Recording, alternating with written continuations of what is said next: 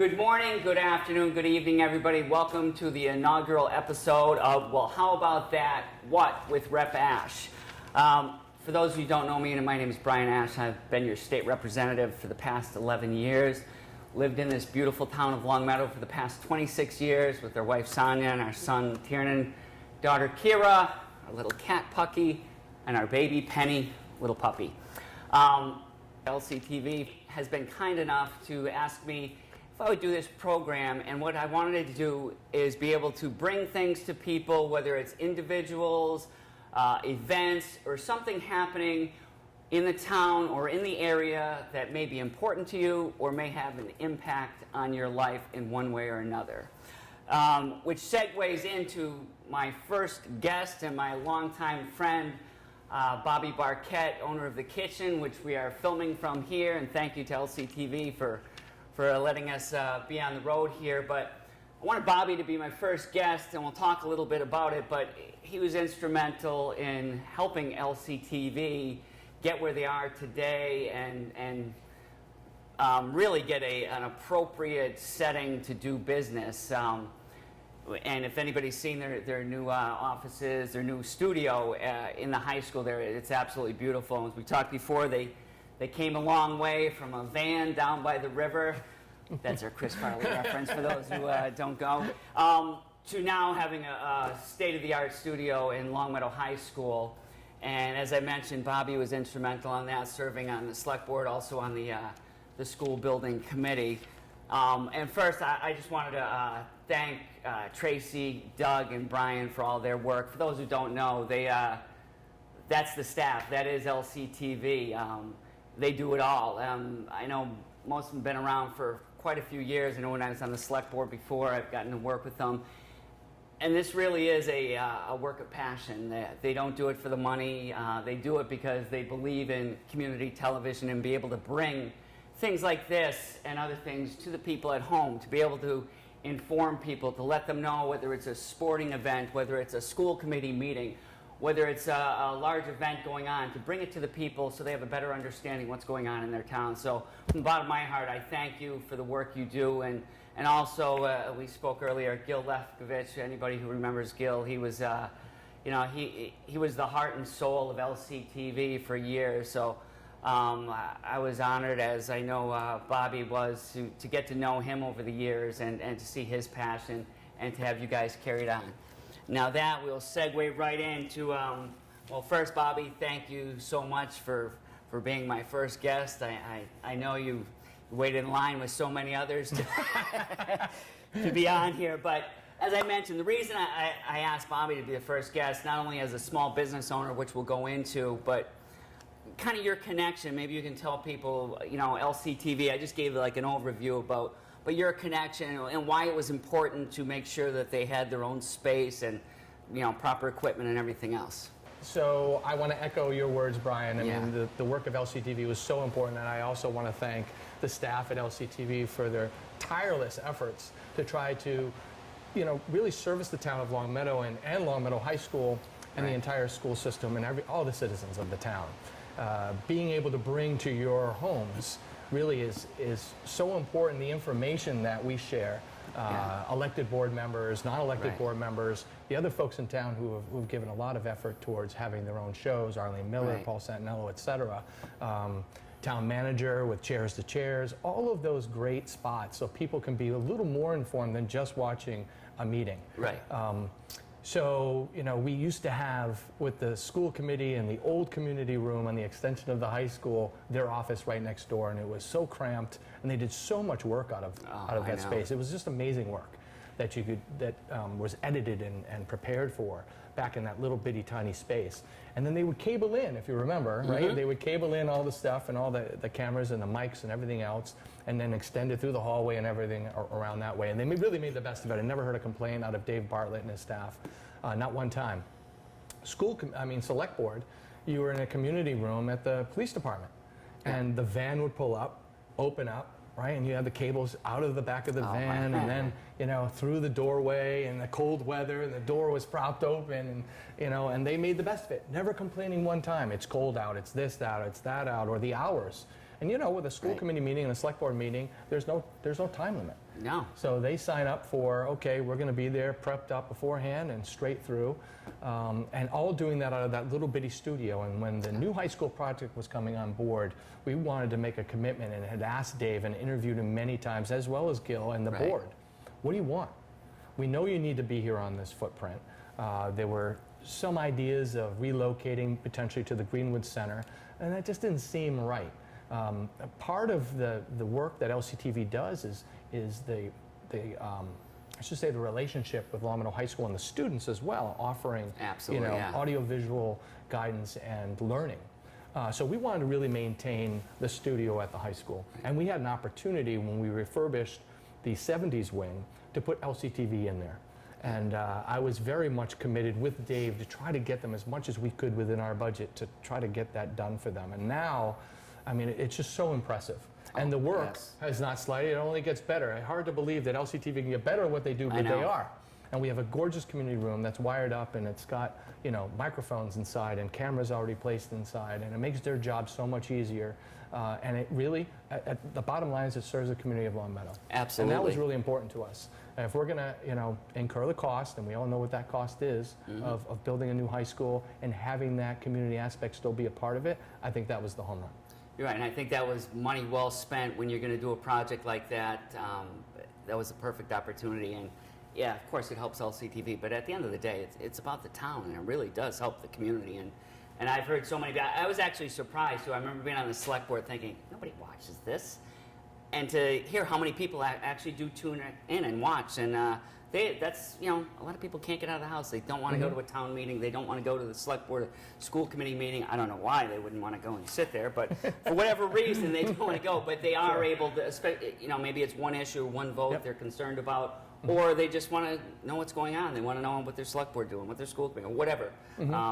So it is a great opportunity, and then to have the, you know, the proper facility and equipment and everything, and we already had the personnel, so that's great. And thank you, I know they appreciate it as well as all of us, and talk a little bit about that. So, Bobby, why don't you give a little history?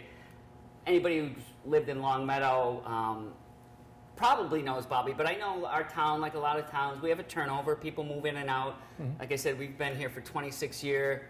I've known you for quite a long time. For those who don't know you, why don't you give a little history about you know, who we are, growing up here, how you got to this point right here. Sure. Born back in '65. No, I'm kidding. Not that. Right. Not that far back. Yeah. So thank you. So I grew up here in Long Meadow, a Wolf Swamp guy, Glenbrook Middle School, and then on to the high school and graduated in '83.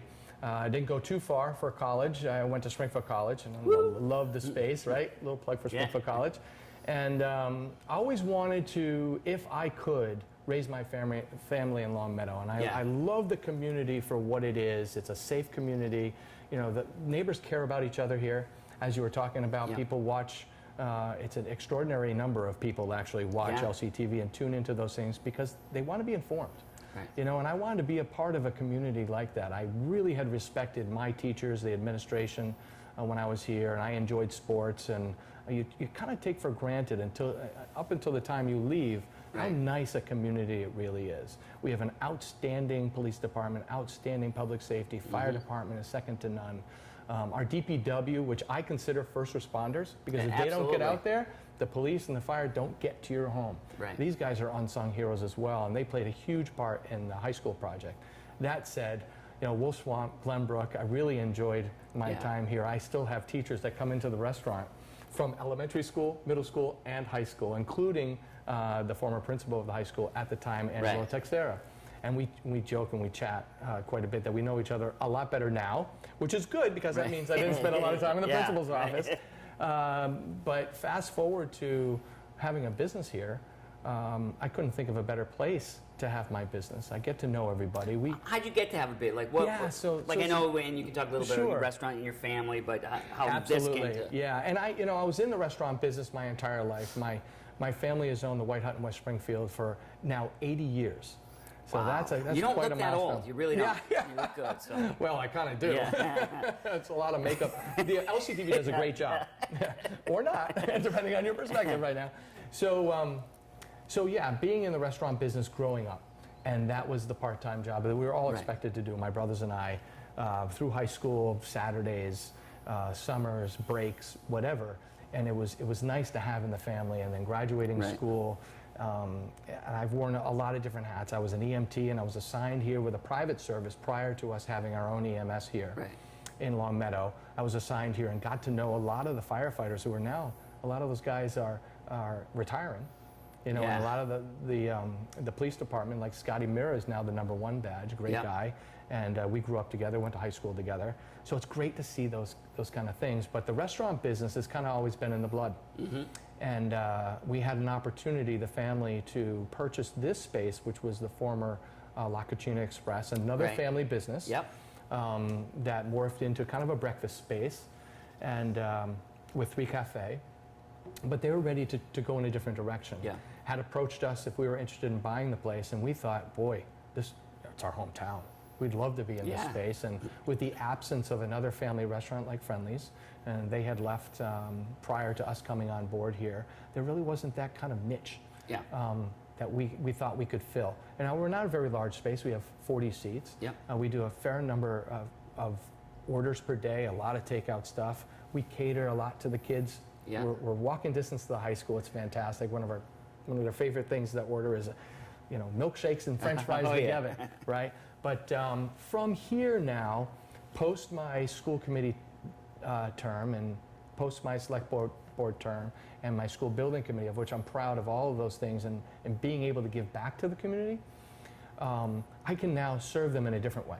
Right. And I see people that I worked with all the time there, and parents and students and kids. You get to know everybody, and that's what's special about Long Meadow.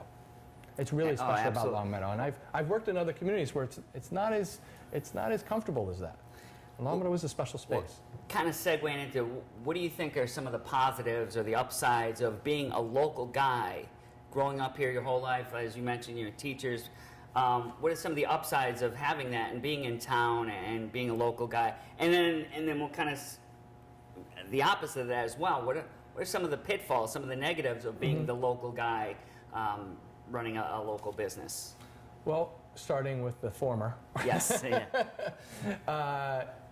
To know as many people as you get to know, having grown up here, Right. there's a fair number of people that stuck around. Yeah, absolutely. So it's great to see your friends. So one of the benefits is you use those relationships, and of course people want to patronize a space where they know that person and they're friendly with that person, so they want to support us, and I in turn want to support them. So if I can, I always try to support the kids programs through the high school or generated through the high school, whether it be LEAF, which is a large, obviously, nonprofit here in town, Yeah. but also the sports programs, because we know funding is tough Oh, for absolutely. I know you've been sports good too, programs. yeah. So I try to support the boosters as much as possible. We also host team dinners Yeah. in here, so that's great. But some of the benefits really to being here is getting to know everybody that's in the community and getting to see them on a regular basis. I'm like that. I'm that guy. I want to say hello to folks. I want to stay connected. And so that's a huge benefit. The other thing is they know me and they can trust me and I know them. Right. So that's terrific. Some of the challenges, it's really hard to say. You want to see, having been kind of behind the curtain and you see what goes on school committee and what it takes to actually run our school system and maintain our level of commitment to educating students. You're in depth. So I'm here Yeah. and I'm kind of, the shell answer man. People will come to me, and that's a challenge because I am not sitting there anymore. I'm not in Right. elected office anymore, but you still want to be available to folks. So if I can answer a simple question about, why do things happen the way Yeah. they do, that's great. But I have, no connection to the inside now, and that's okay. Yeah. I'm a big believer in serve your community as best you can. When I sought office for school committee, I wanted to help out. I wanted to give How long were you back on the so school much. committee? I was on school committee for 4 years, so 1 term plus 1. And then the select board? And then select board for 3 years, so that would be 1 term. Okay. And then at the end of that, the decision really, when we were into the construction process of the school building committee, of which I served as co-chair, first with Christine Swanson, and then Christine moved, and then Yeah. Peter Greenberg came into place. Both were outstanding and essential to that project getting done the way it did. And I'm very proud of the project, and I know a lot of the folks get to enjoy the new design and they love it. It doesn't look so new anymore, right? You know, a lot of the people just don't remember, Right. you know, what it took, especially the students, and that was the most important part. But some of those challenges are, you know a lot about what goes on in town, and I can get frustrated knowing a little bit sometimes about what happens with this and with that, and infrastructure concerns. So, you know, I have very few challenges with regards to that. The challenges I think that all business owners, and it's great to have our state representative here, and Brian's always great, always open to listening to my constructive criticism regarding regarding what's going on in the state. You know, here's some business challenges for a business this size. Certainly with the revenue that we generate is minimum wage. I'm glad I wanted to bring that up, and I know we've spoken to that privately. You know, the good and the bad. Obviously, it'd be great if people could make $20 an hour minimum wage, but some people don't understand the impact that has specifically on someone like you, a small business that you have, you know, 10, 15, 20 employees.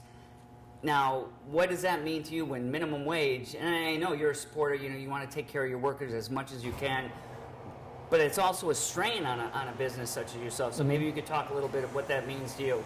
For me, that's one of the advantages living in town and knowing someone like you, to bring it up saying, hey, we're going to be having this vote. You know, what does this mean to you personally and professionally as a business owner, and how do you handle something like that, whether you agree, disagree, and you can talk about that, but what does it mean to you, and how do you get behind that and say it's coming, and what do I do to adapt to that? So, I mean, it's a great question, and it's one of those challenges, even though it's not a community challenge, other business owners within the community have that challenge. Right. And I know that citizens are obviously sensitive to the entire issue. Whether you agree with minimum wage or not, people have got to earn a living. Right. Many times in the restaurant business specifically, we can be the primary job or salary for a household. Many times we're the part-time piece to that. Minimum wage is minimum wage, whether they're part-time or full-time. Absolutely. So people have got to earn a living, okay? And I have no, obviously, issue with that whatsoever. But since I have been here April of 14, so we purchased the business from La Cucina, another family-owned business, back in 2013 actually, and we opened April 7th of 2014. But since that time, minimum wage has increased 50%. Okay, not 5% or 15%, 50%. So the challenge is when you first open, you're trying to find your market pricing. Yeah. And then as time goes on, you know that costs are going to go up. But we didn't know necessarily that minimum wage was going to go up 50% over the first 5 years. So that's a real challenge, and we're not alone. Right. So some of the larger corporates that you can find here in the shops, you know, they start people at minimum wage or pretty darn close to it. So you've got to respond to that, and you know, absorbing that cost has got to be pushed back into the pricing of your product. Right. And while maintaining the right market price. So, you know. Right, you can't price yourself out of. You can't price yourself out. So our $12 milkshakes will have to move to 15.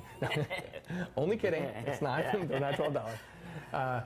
But that's where it has got to be absorbed. Yeah. And when folks understand that, and they've been very understanding. Yeah. They've been very understanding. We've had to go on. I went up on my prices. I tried to absorb as much as I could. So the first time in 3 years was back in the spring. And minimum wage going up again January 1st to $12.75 an hour and $4.75 for wait staff. So, you know, it is a challenge that all of us have to go through. The public certainly, for the most part, has been very, very understanding of that. Yeah. So that's been okay. But there have been other costs that have been voted on by the state. The Paid Family Medical Leave Act, sick time. Okay, if you have a business that's 11 or more employees, you're required to pay out sick time. Right. Whether they're part-time or full-time, it doesn't matter. The only exemption is student exempt. Yeah. So there's another challenge with that. Absolutely. I'm not saying they shouldn't be paid sick time. I'm not at all. But it's one more thing that you have to account in your business plan. So all of those have happened since we've opened. All of those things came into play as we've opened. So trying to absorb those things truly is a financial challenge, and while staying within your market. Right.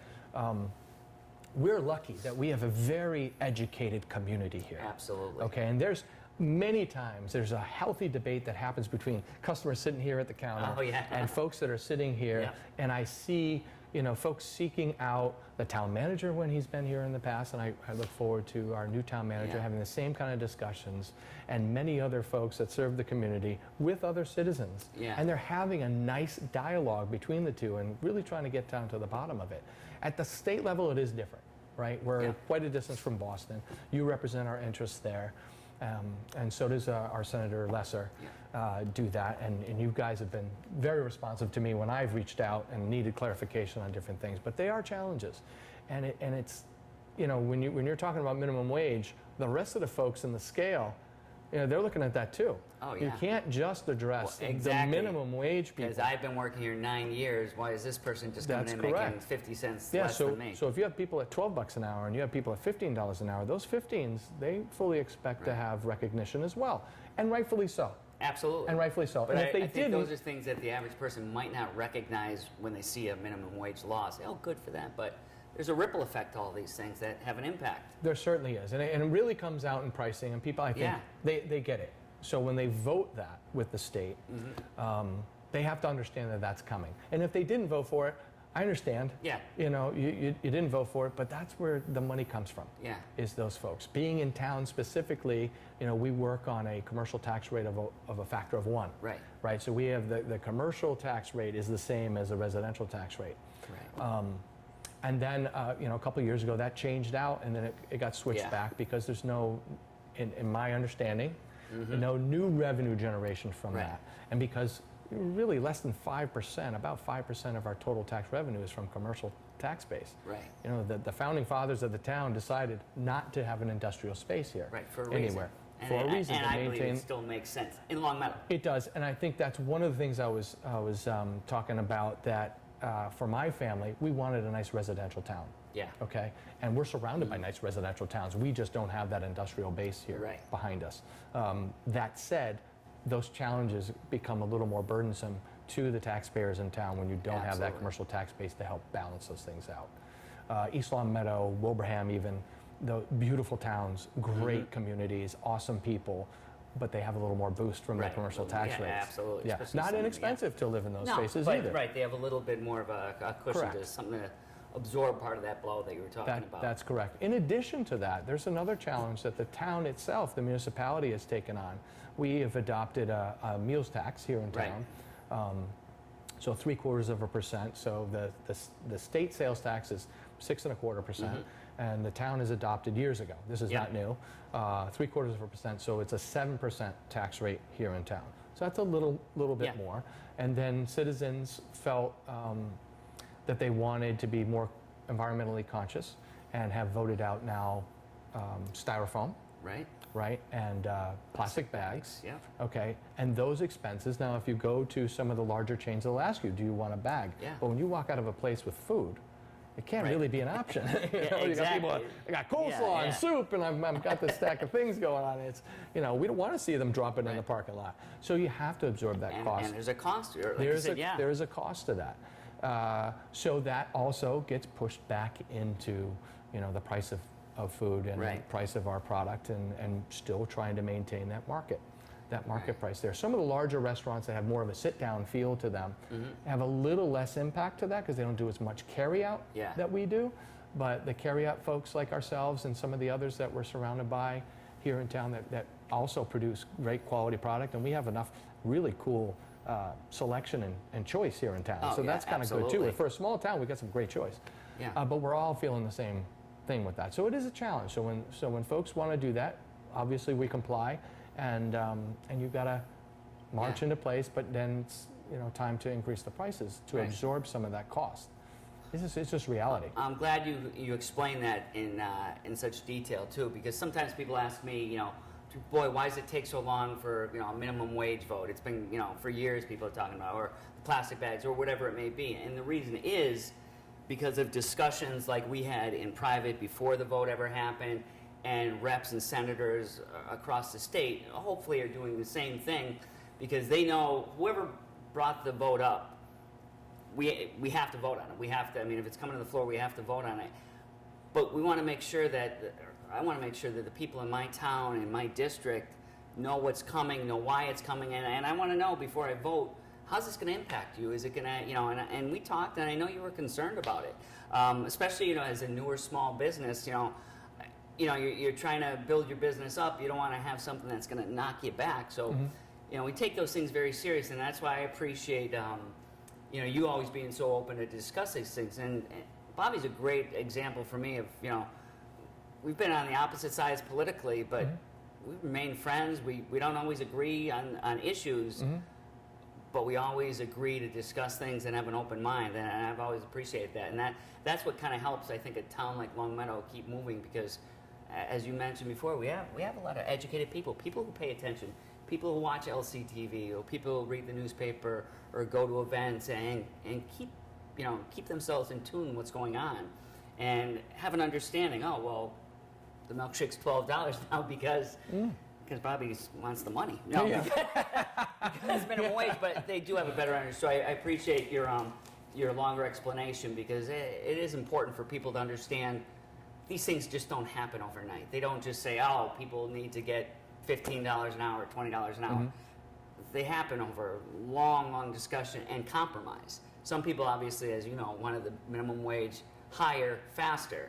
And some people didn't want the minimum wage to move at all. And where it's at now is kind of a compromise of all of that. And even though, as you mentioned, there are growing pains. There are with anything, like with the plastic, with the styrofoam. But you've adapted and you've moved forward, which... Well, we have to. Yeah, well, you have to. But I mean, some people just say, well, the heck with it. Yeah, and they hang up the cleats. Yeah, right? exactly. They Or say, I'm going to raise the Uncle. prices sky high, and Sure, and let everything fall as they may. Right. But if the commitment has got to be greater than, and the only way I can think of doing business is the way I've always done it, and the way my grandfather did it, and my family and such, is you have to be an integral part of the community. So if you ignore a segment of the community, inevitably you're going to fail. Right. Okay, so part of being a good community member is that compliance. Respectful of the fact that those people did that. Okay, I've never stood up at town meeting and said, look at guys, you can't vote that and you can't vote this. Yeah. They got to vote their conscience. Absolutely. Because that's the way it is. And me personally, I don't want styrofoam around either. Yeah. Okay, Oh, is it less expensive? Tremendously less expensive. But it's a bad character to the environment. It's Convenience horrible. isn't always better. Correct. So that said, good. Okay, so we're moving in that direction, and that's what we have to do. Let's move back for a second to our relationship, because I think you're absolutely correct. We have been sometimes at opposing viewpoints on how to get to someplace, but our agreement has always been. Yeah, right. So I'm going to knock off my coffee here. Don't knock my coffee. Has always been, we're in more agreement about the greater good than anything else. Absolutely. And in a community like Long Meadow, and serving districts that you happen to have, you have more in common with those folks and your constituents than they will ever sometimes give you credit for. Yeah, I think you're right. And I think hats off to Representative Ashe and Senator Lesser too, for really listening and saying, I get it. We still have to move forward. Right. I mean, the high school project was what we thought was contentious at the time, but the building was tired, and there's another example. It was. Big picture, what do we have to do moving in that direction? And growing pains are growing pains. Yeah. So it kind of, it's interesting, as a business owner, you're constantly thinking about, what can I do next? How can I improve? And when you hit challenges like this on an annual basis, it forces you to look at your business plan and your model and say, where can I improve? Where do we have to do that stuff? Now, sometimes for a lot of folks, you get to a point where I can't go any further with my business model, or I don't necessarily feel like this is good for me, and it doesn't fit any longer. And then people say, I'd like to sell my business, or I'm going to go in a different direction, or close it for that. Others kind of use that as a springboard for some other stuff. Or they reinvent themselves or their business. And we're kind of going through that right now as a little rebranding with some things. We have a full liquor license, so how can we do that a little bit better? We've been drinking for a couple hours now. That's right. Not so much coffee. So our catering, for example, and this is not a kitchen commercial, but it forces you to look at, what else can I do to earn money? Right. What else can we do to be better community members? We've done so many parties in people's backyards right here in town. It's so exciting to do because they're mostly graduation parties and everybody's in a great mood. And you're watching these kids really step on to the next thing. And one of the benefits I'll really say about having a business in town is to see those students come back, and they want to come back to the space that they knew. Now that we've been here 5.5 years, this is the space they had from freshman year through senior year. Right. So they want to come back and visit, and they meet their friends here. Oh, and that's absolutely. a really you see it around cool Thanksgiving experience. and the holiday. Yeah. Let me, while you're talking about this, is kind of segue into the next thing I want to talk about. You know, we talked about our relationship. I can't remember when I met you, but we both served on the select board. You were on the school committee. We both served on various boards, coached, things like that. Let me talk a little bit about why it's important to get involved in town. Why it's important, and at all levels. I don't mean everybody has to run for the select board, the school committee, or any of the boards, but why is it important, and what's the value of getting involved and you know, being a part, whether it's coaching, whether it's you know, being on one of the committees, asking to be on a committee, running for office, any of those. What's so important? In your opinion, how does that make this town special at all? Well, I think it does make us special because you have so many folks here who want to do something. Right.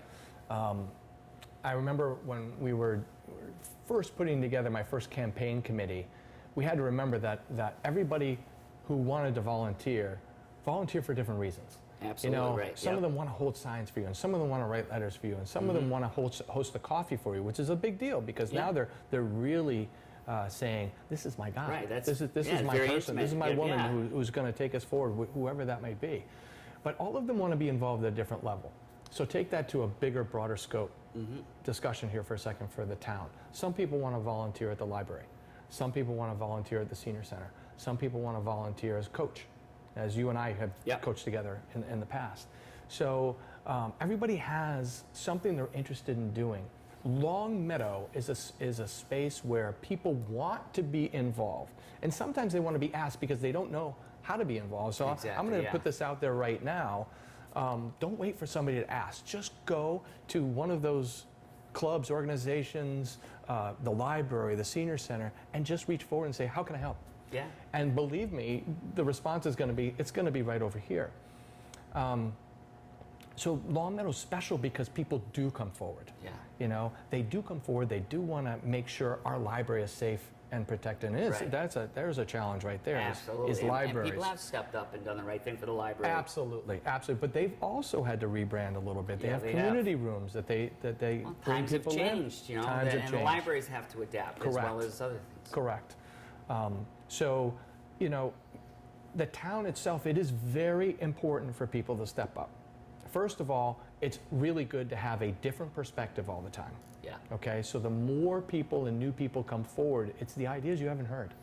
You know, as you and I both know, sometimes you get further out in your job, you're aware of more, but sometimes you lose sight of some of the easy problem-solving things because you feel like you got beat up over time, right? And a new perspective comes in, you're like, oh, geez, that's so obvious. Right. You know, why didn't we hear that before? That's why people need to come forward. They have different life experiences. They come from different places. I may have lived here my entire life. You grew up in Springfield. Now you've decided to come to Long Meadow to raise your family as well and to serve the community.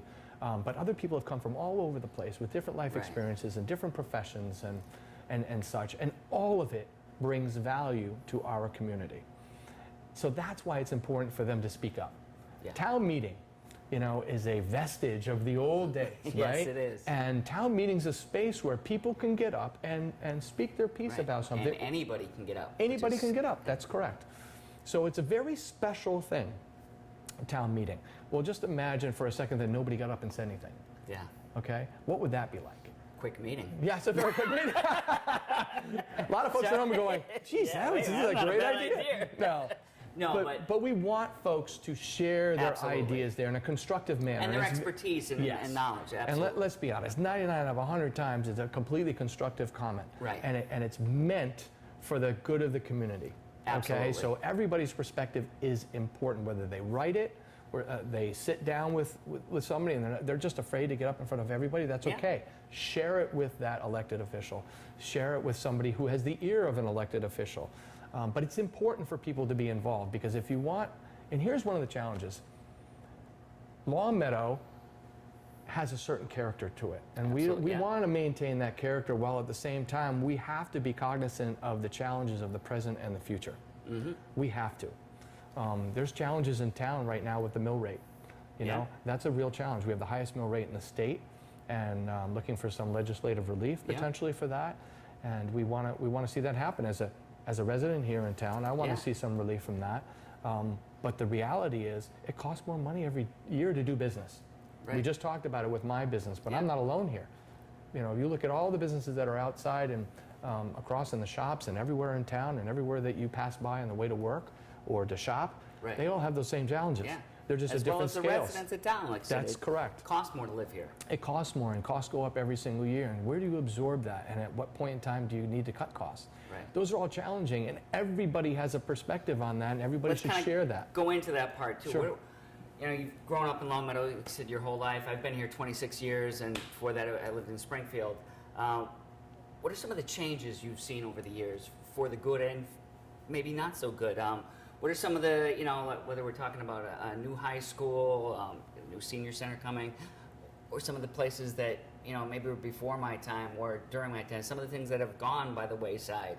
What are some of the changes that you've liked and disliked? Well, some of the most positive changes were the commerce that was built right here around the shops. It is amazing. I can just say, from the 26 years I've been here, it's almost completely flipped. I mean, there's some staples still here, but and I think for the most part for the better, you know?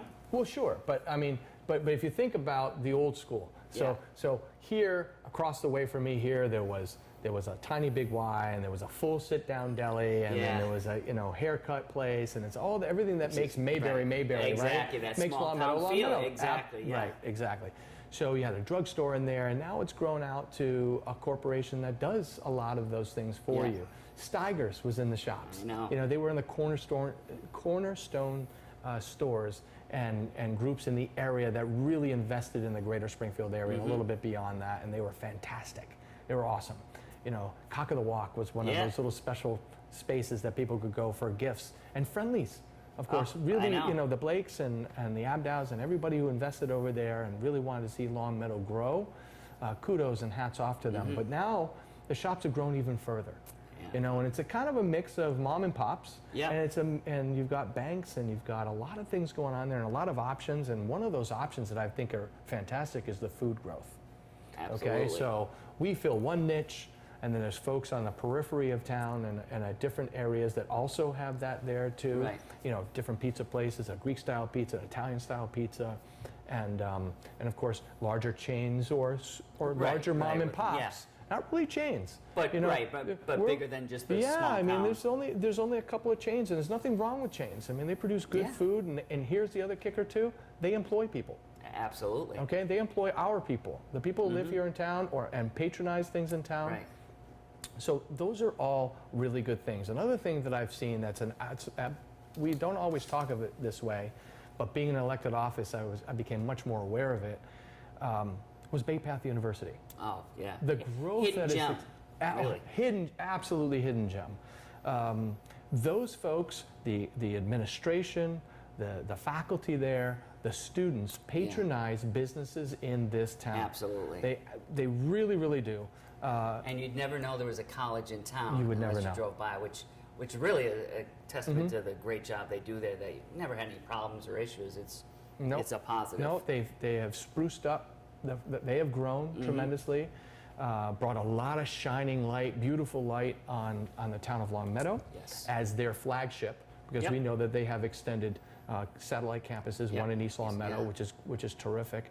And Dr. Leary, Carol Leary, has just been a tremendous asset to the town, whether she knows it or not. She really has, but especially to Bay Path and its growth. And all the folks there that work there, I've interacted with them quite a bit over the years, and they've all been terrific. So that's one of those things that has grown. since I was a kid here in town Absolutely. to what it is It now. really gone from a 2-year college to a 4-year university, co-ed in Yes. parts. I mean, they really have expanded Yes. a great deal. They were interested in our high school project. They wanted to make sure that we were going to be Yep. okay, and that we interacted with them quite a bit. They wanted to know what our plans were. So they were, very open to discussion and saying hello and making sure things were going well for us. So they've always been a really integral part of the community. And I know that there's concerns about, colleges and universities. There's always the Absolutely, pushback between town Right, and buying gown. property, and of Well, course. nonprofit, Yep. and they have a different tax structure than we do. And I know there's a lot of misinformation out there about There that. is. But they're great neighbors. Yes. And I couldn't say more about them. And that's just one example, I think, of some of the things that maybe everybody in town doesn't know about, doesn't know that's there. That we have businesses like that or individuals like that. They're such a great asset to our community. Sure. I mean, there's a good number of folks here that work there. Right. Okay. Absolutely. So providing income for town, and I know that there are students that live and rent spaces in town. So again, another benefit Yeah. to have that. And some of the other growth is really looking at education as a whole. And I always said, and it's just my perspective, so people may disagree with me, and that's fair. I doubt that it, people, Bob. that people tend to move into town for the education, but they stay because the community is so beautiful and so wonderful. And a good friend of mine has said that he didn't move into town for his family for that. He moved in for the big picture. That was a safe town. When Yeah. he drove through town looking for his house, he noticed that people were walking down the street. You don't see that everywhere. No, you don't. Just walk around drive through surrounding communities and look for how many people are really walking around, walking their dog, jogging down the street, groups of friends running down the street. The running club that has Yeah. existed from another business here in town, that they've created a fitness space around that. How many people walk around the track all the Oh, time? yeah. There's a big fitness boom, and I think we exemplify that here in town. Yeah. It's safe for I think people that to is walk part around. of the essence of what Longmeadow is, and that's one of the things that it's maybe changed, but it's only gotten better, that part of it. Yeah. And I think when you talk about the restaurants, I remember when I first moved in, I grew up in Springfield, and there's a perception people have of Longmeadow. And I was nervous to move in. I didn't know of, Longmeadow. And for all the reasons you mentioned, it was before we had children, we were only married a short time, and we fell in love with the town. It was safe, the community was great, people were walking around. You just felt like you were part of this great community. And it was sad to see some of the businesses go, some of the hometown, the smaller businesses that you felt like were the mom and pop. But now you look at, like you mentioned, some of the choices in restaurants. It really is phenomenal. You have people coming from all over because they have such a great variety. And the town really, I think, has changed for the better. I mean, some things it would be nice to keep some of those smaller things and have a piece of that nostalgia, but I think we've really come a long way, and I'm proud to not only represent it, but still to call Longmeadow my home. I really am. So I don't know if there's any other changes or anything else. No, I think getting back to education Yeah. for a second. Longmeadow produces great education. It's not the best fit for every single student. Right.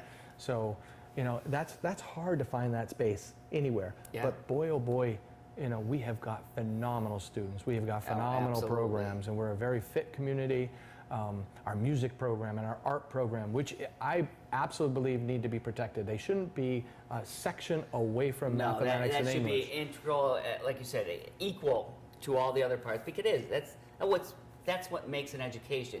Not just learning this component or that component, but being well-rounded and learning everything. And we are blessed with phenomenal faculty. Oh my gosh, Just yes. absolutely phenomenal faculty. I can't say enough when we were doing the high school project, when I was on the school committee, when I was working on the select board, the commitment that our teachers have, Yeah. and that teachers have in general. You're right. Okay, but in particular, because I have the experience of working with these folks, they're just awesome, and the administration is fantastic. So, and we're very lucky with our department heads too, and that's Yeah. what shapes Longmeadow as well. These are the things that people a lot of times don't see. Right. Our fire chief and the professionalism of our police chief and our we are DPW blessed director. to be in Yeah. phenomenal shape, and many of these people have come from working entry level to working their way up to the top, which really shows a lot for not only their departments but who they are as individuals. That they were able to move up the ranks and become head of it. Or if, some hired outside would really do get people that care, not only about their department, but they care about the town. They care about the town they live in, whether they live here or they work here. You can tell, like you said, whether it's the fire department showing up for, they get calls every day for numerous things, but you feel that compassion. You feel like they really care about what they're doing. And that, again, part of the essence of makes Longmeadow what Longmeadow is. Yeah, it really does. But, back to the challenges that I've witnessed over time is really, what do you do with the tax rate? I was a student here when Proposition 2.5 came in. Right. And the first noticeable thing for a student, like myself, I'm a sophomore in high school and I'm playing baseball, is you went from 2 umpires to 1. Oh, right in that so first you year. felt And we're looking at it going, why do we only have 1 umpire? Is some guy sick or something? Or, what happened? But it was Proposition 2.5. At the time, really made things cut. And here we are so much further in the future. Yeah. From when that really, I think it voted in 1980 and then really started feeling it in fiscal 81 or 82. And here we are many years later. And we've kind of hit and we're coming the top. close to hitting that. Right. We're there. And at the time, that's a whole nother show. Sure. But we're at a part where we have to do something. So that's that challenge we talk about in town. What have you seen different? That tightening. Yeah. Wow, people are feeling it. Absolutely. Because we have the number of seniors that we have in town or a retired age and above is a very large number of folks. And people are living longer, healthier lives, which is great.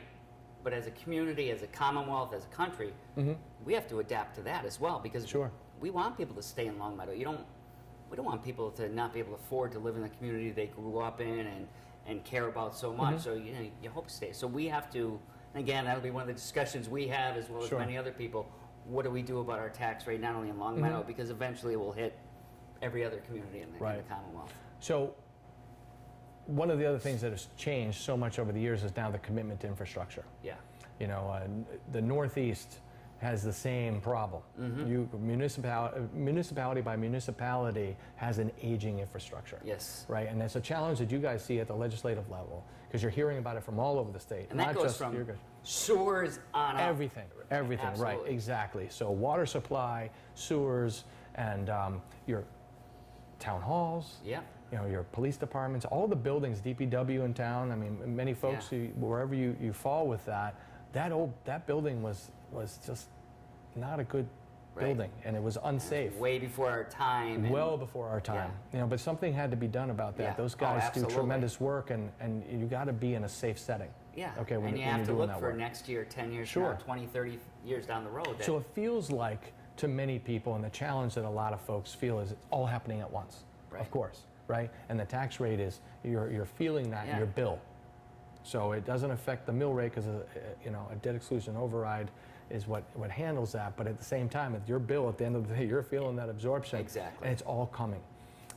Part of it is when the state has the money available, and part of it is that we've just hit it. We've hit the wall on what's going to happen with those things. So those are some of the challenges that are real to folks right now that I hear in kind of our little cheers-like atmosphere. People are very expressive, which is a good thing. It is good, because and we have educated people that can offer good input, things that possibly could help us. Absolutely great input. So again, we were talking about what should people jump in. They absolutely jump in and give their 2 cents about stuff. We're going to have a brand new senior center that's going to be beautiful. Volunteer there, get involved. Yeah. Okay, and right, and that's come along great. That's a godsend for the seniors to take care of the seniors here in town. But as you mentioned, it's another, it's a cost we're incurring. And one of the unsung heroes, of course, you just came from a ceremony naming Jim Russell. Jim Russell Way. Yeah. To bring that to Jim Russell. Yeah, big kudos to him. A great supporter of mine. And it's because people like Jim Russell that have stayed involved from an early age right on through to being a senior that, again, helps this town what it is, that people are involved and they understand the infrastructure, they understand the history of our town and who's who and what makes sense and what doesn't make sense, or when to keep that voice going, because that senior center, this didn't just happen in the last 2 years because somebody said we need a new senior center. This has been going on for years and years, and like a lot of things, you might have a cheerleader and then that person either leaves or doesn't do anything and it kind of fades away. So Jim was one of the people that kind of stayed with that, as well as others that kept that going, and it's important. Well, I'll tell you, without the seniors, we wouldn't have had a new high school.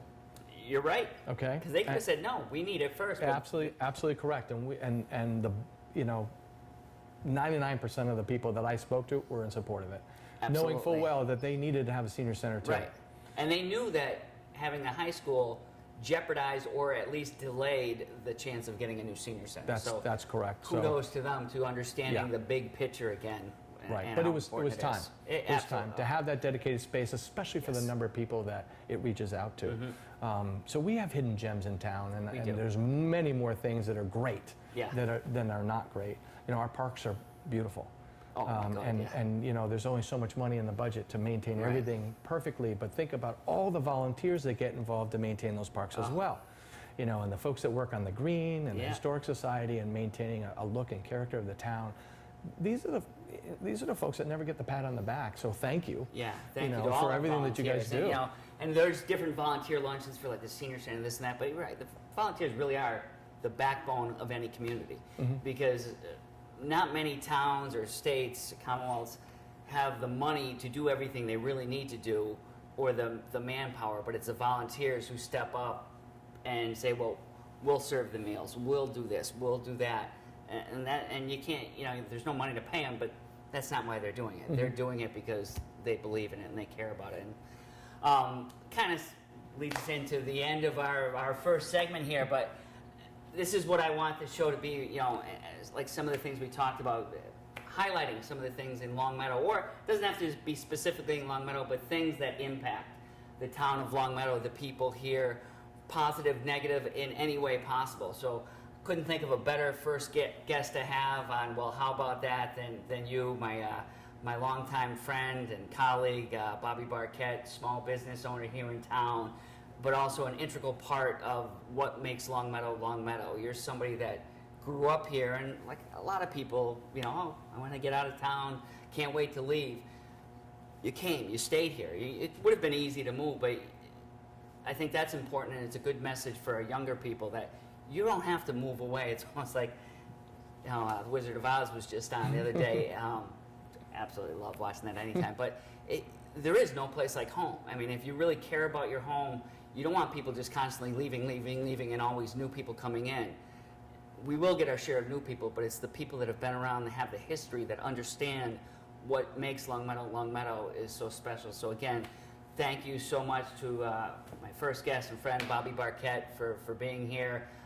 Thank you to LCTV, and thank you to everyone at home for watching. Well, how about that with Rep Ashe?